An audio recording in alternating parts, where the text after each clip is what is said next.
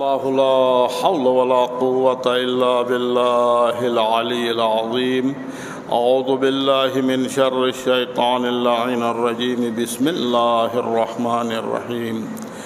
الحمد لله رب العالمين والعاقبة للمتقين والجنة للموحدين والنار للعاصين.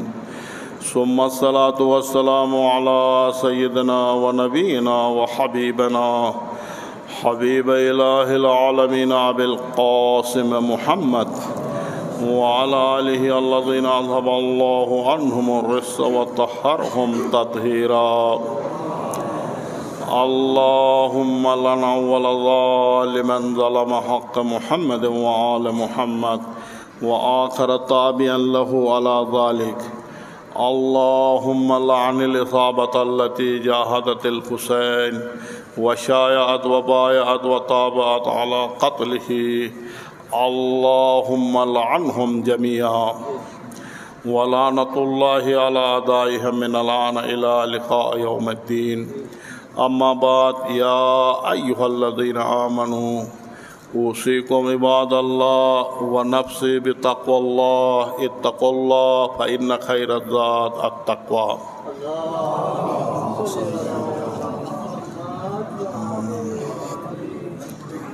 میرے محترم مومنین، سب سے پہلے اپنے آپ کو، پھر آپ بہترین متقی پرہیزگار مومنین کو تقوی الہی کی دعوت دی جاتی ہے.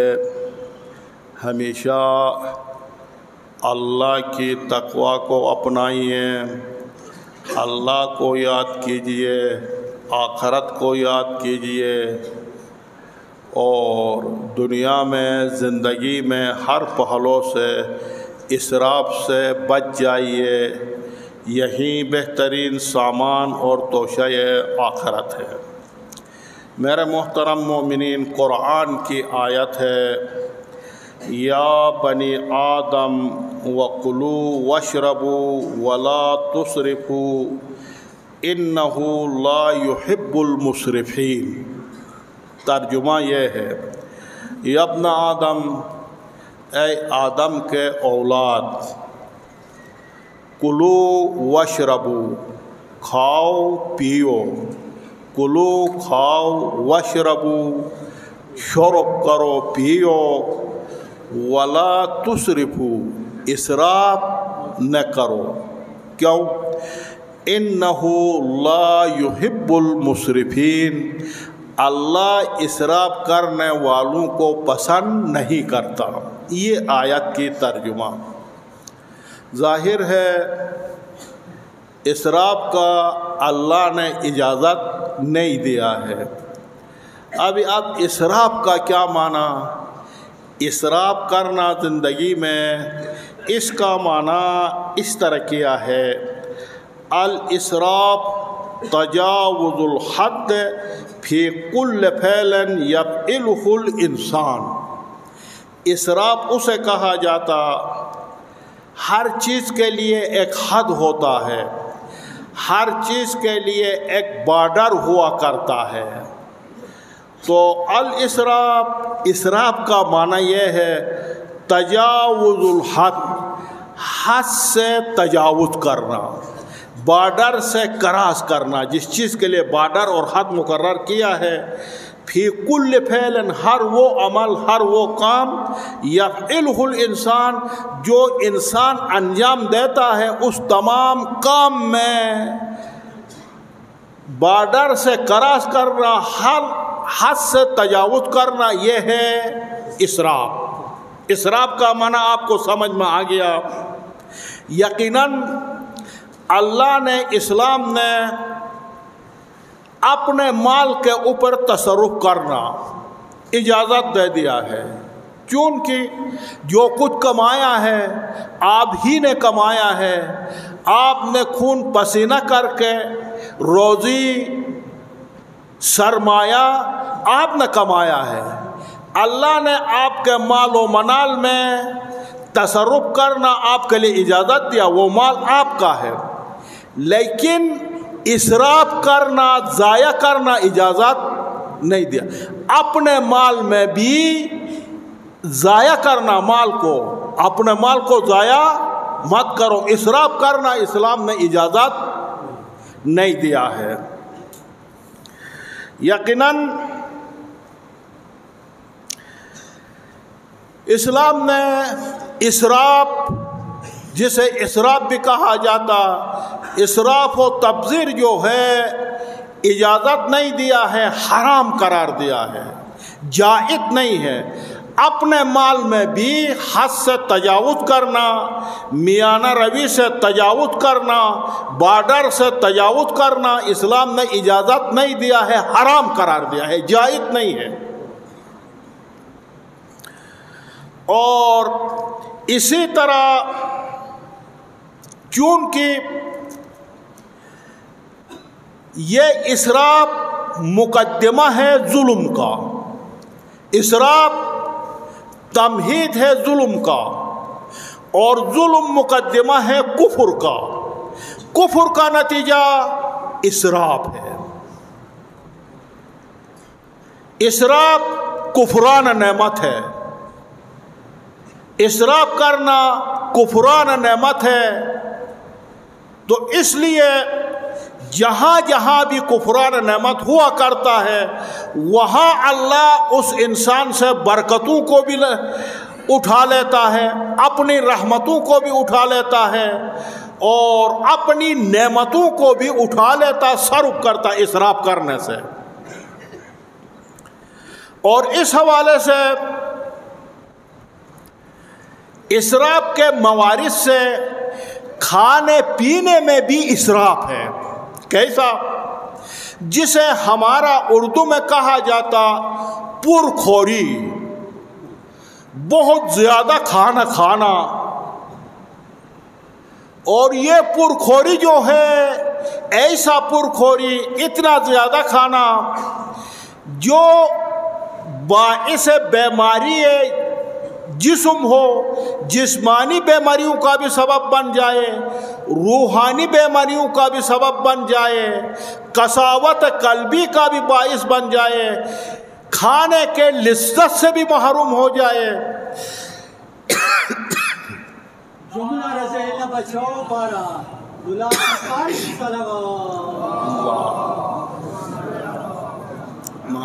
وآل محمد.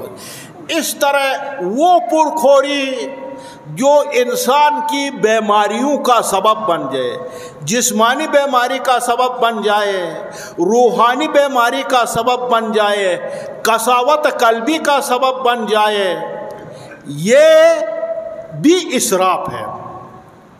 حدیث رسول اسلام المعدۃ بیت کل داء، معدہ ہم اردو میں بھی معدہ کہتے ہیں، المعدۃ بیت کل داء، معدہ ہر بیماری کا بیت ہے، ہر بیماری کا گھر ہے، ہر بیماری کا سر چشمہ معدہ ہے. معدہ کے ذریعے سے بیماریاں جو ہے وہ پھیل جاتی. جب اس زمانے کا عیسائی طبیب رسول اسلام سے اس جملہ کو سنا، رسول اللہ باندې ګلان صلوات،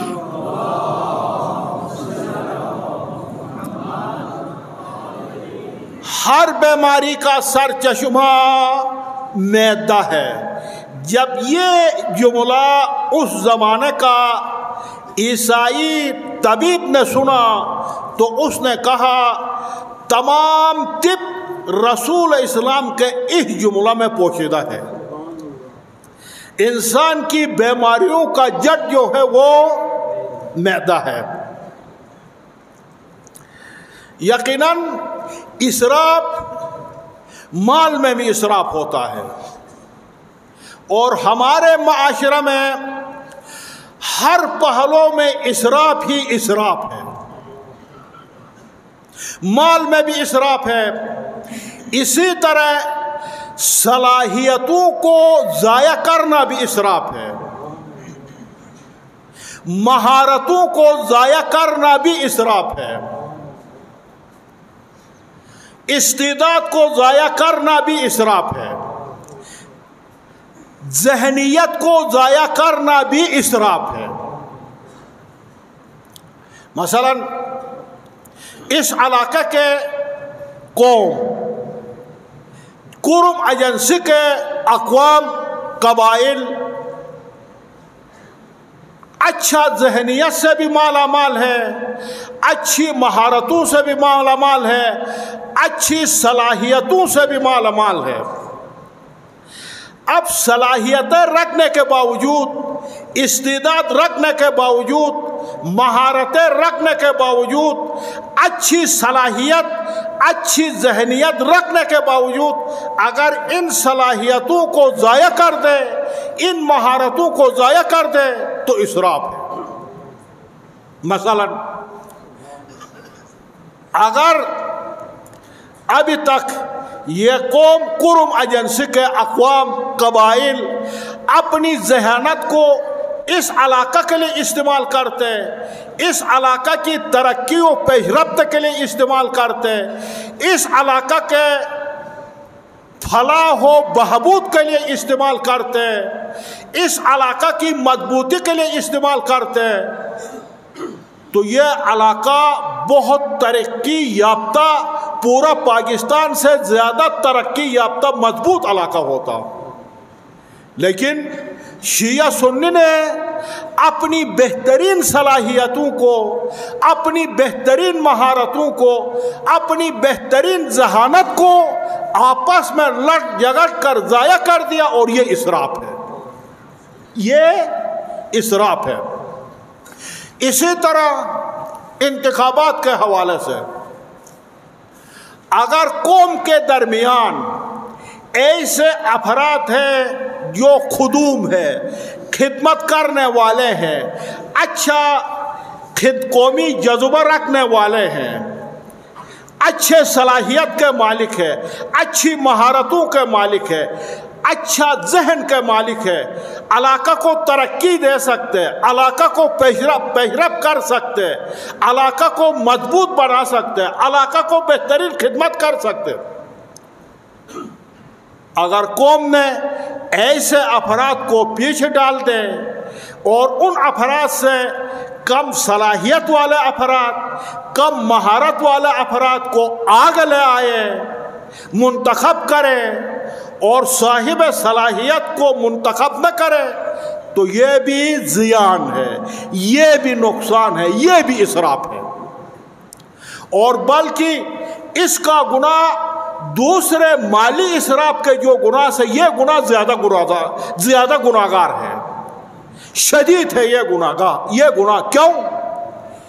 اس لیے اگر آپ اپنی صلاحیتوں کو ضائع کرتے ہیں، اپنے اچھے افراد کو ضائع کرتے، خدمت والے افراد کو آپ معاشرہ میں ضائع کرتے، تو اس کا نتیجہ یہ ہوتا غیر صالح افراد، غیر مہارت والے افراد، غیر خدمت گزار افراد اگر آپ آگے لائیں گے تو اس کا معنی یہ ہوگا کہ معاشرہ معاشرہ میں حرج مرج آ جائے گا، معاشرہ کھوکھلا ہو جائے گا، معاشرہ کمزور پڑ جائے گا، معاشرہ میں ترقی نہیں ہوگی، معاشرہ میں پیشرفت نہیں ہوگا، پوری قوم کمزور ہو جائے گی، اور یہ مالی جو اسراف ہے اس سے یہ گناہ جو ہے زیادہ شدید ہے۔ اور یقیناً ہر چیز میں اسراف خدا کو ناپسند ہے، خواہ صلاحیتوں کو آپ اسراف کریں، خواہ مال کو ضائع کریں، خواہ مہارتوں کو ضائع کریں، خواہ اچھے ذہنیت کو ضائع کریں، خواہ اچھے خدمت گزار انسانوں کو ضائع کریں، ایسی صورت میں اس قوم کا مقدر زوال و خاری ہے، دشواری ہے، مشکلات ہے، عدم پیش رفت ہے، زوال ہے، خدا اس قوم سے اپنی نعمت کو اٹھا لیتا ہے۔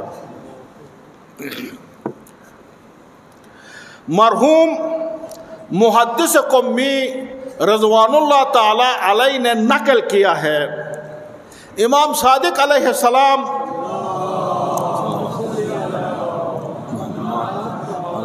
محمد حرج ہو. نیچے بدن میں کم قیمت والے کپڑے پہنتے تھے, اوپر ایک چادر نما سر تاسری پہنتے تھے. اور امام علیہ السلام کی روش تھی, اگر کپڑے پھٹ جائے تو وصل کرتے تھے, سیا کرتے تھے, اسے پیول لگا کر پہنتے تھے. تو ایک دفعہ امام علیہ السلام کا گریبان پھٹا تھا اور امام نے اس گریبان کو وصل کیا تھا, سیا تھا, اس کے پیون لگایا تھا. ایک صحابی آ گیا, آ کر اس امام کی اس گریبان کی طرف دیکھتے رہا. اس کی نظر امام کے اس گریبان پر لگا تو امام سمجھ گئے. امام نے پوچھا آپ کیا دیکھ رہے ہیں؟ اس صحابی نے کہا مولا آپ کے گریبان پھٹا ہے, آپ نے اسے سیا ہے, پیون لگا کر آپ نے پہنا ہے, یہی دیکھ رہا ہوں. امام نے فرمایا یہ پیون لگانا کوئی بری چیز نہیں ہے, سی کر پہننا کوئی بری چیز نہیں ہے, وصل کرنا کوئی پھٹا ہوا کپڑا وصل کرنا کوئی بری چیز نہیں ہے. اس کے بعد امام نے ایک صحیفہ یا ایک رقعہ اس صحابہ کو دے دیا, اور وہ بھی لکھا پڑھا تھا, پڑھ سکتے تھے. ایک صحیفہ اس کو دے دیا, اس کو پڑھو. اس صحیفہ کے اندر 3 چیزیں لکھی ہوئی تھی, 3 چیزیں لکھی ہوئی تھی. وہ کیا تھا؟ سب سے پہلی یہ تھا, جب اس نے کھولا پڑھا, لا ایمان لمن لا حیا لہ, یہ پہلی جملہ تھا. لا ایمان لمن لا حیا لہ, کہ اس انسان کا کوئی ایمان نہیں ہو سکتا کہ جس کے لیے حیا نہ ہو. لا حیا لہ, جس کے لیے شرم و حیا نہ ہو, وہ ایمان سے خالی ہوتا, وہ انسان با ایمان. یہ پہلی جملہ تھا. دوسرا جملہ لا مال لمن لا تقدیر لہ, اس انسان کے لیے کوئی مال نہیں ہوتا, بچت نہیں ہوگا, سرمایہ دار نہیں ہوگا. لا تقدیر لہ, جس کے لیے زندگی میں اندازہ گیری نہ ہو, میانہ روی نہ ہو, یعنی حد سے تجاوز کرے, تو وہ انسان کبھی بھی سرمایہ دار نہیں ہو سکتا, وہ انسان کبھی بھی بچت نہیں کر سکتا, وہ انسان کبھی بھی مالدار نہیں ہو سکتا. لا مالا, اس کے لیے سرمایہ نہیں ہو سکتا. لمن لا تقدیر اللہ, جس کے لیے اندازہ گیری نہ ہو, اپنی زندگی میں اندازہ کے ساتھ چلنے کا اندازہ گیری نہ, وہ انسان بچت نہیں کر سکتا. یہ دوسرا جملہ تھا. تیسرا جملہ ولا جدید لمن لا خلق لہ, اس انسان کے لیے نیا نہیں ہوتا جس کے لیے پرانا نہ ہو. اس انسان کے لیے ولا جدید لہ, انسان کے لیے جدید تازہ کپڑا نہیں, تازہ نہیں ہوتا. لا خلق لہ, جس کے لیے پرانا نہ ہو. محاورہ ہے, پرانا 100 مرتبہ نیا, پرانا 100 مرتبہ نیا, اور نیا 1 مرتبہ نیا. تو یہ اسلام کا درس ہے. تو اس کے بعد جب یہ 3 جملے صحابی نے مطالعہ کیا, تو امام نے فرمایا دیکھو اے صحابی, یہ چیز میانہ روی, قناعت بری چیز نہیں ہے, یہ اچھی چیز ہے, یہ خدا کو پسندیدہ ہے. اور حد سے تجاوز کرنا, اسراف کرنا, پھر اسراف کے بعد خدا نخواستہ پھر گداگری آ جائے, مانگ آ جائے, مانگے گداگری کرے, کتنا بری چیز ہے معاشرہ میں. تو دعا ہے خداوندہ بحق انوار طیبہ چہاردہ معصومین, ہمارے دلوں کو نور معرفت محمد و آل محمد سے منور فرما۔ پروردگارہ ہمارے سینوں کو ولایت اہل بیت سے لبریز فرما۔